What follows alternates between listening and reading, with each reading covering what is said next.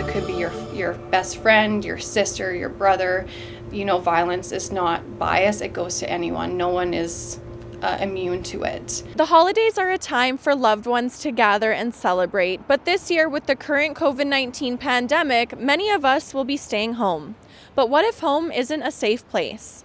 The holidays and the added pressures of the pandemic means higher risks for those experiencing domestic violence.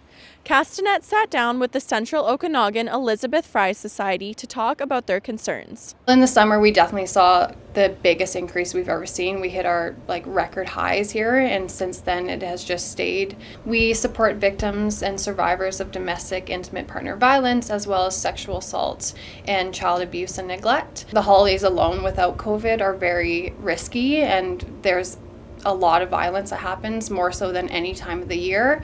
And putting COVID on top of that is just a recipe for disaster for people who are already with an abusive partner or an abusive household.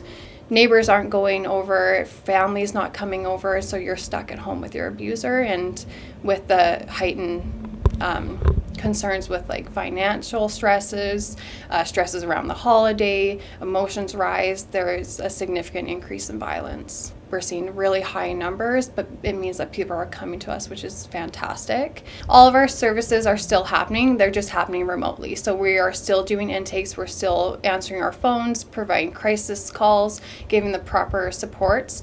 And those who will be meeting with loved ones virtually this holiday season should be aware of the signal for help. The Canadian Women's Foundation made a signal from help when Zoom started happening, which is amazing. And so what it is it's your palm, your thumb down, and fingers over it, and it's a non-verbal cue that you need help. And so it's good that people know that if they are on Zoom, they see that, to be aware of it and what to do with it. So to know their address, to know their situation, and to phone the police. To learn more or to access resources, visit coefs.ca. And while you're sitting at home this holiday season, be sure to take some time to check in on loved ones to ensure they're safe. For Castanet News, I'm Miriam Halpenny in Kelowna.